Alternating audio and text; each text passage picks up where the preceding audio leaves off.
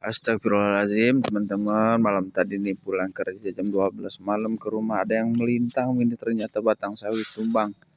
Memang bencana di mana-mana ya. Di sini angin kencang malam tadi.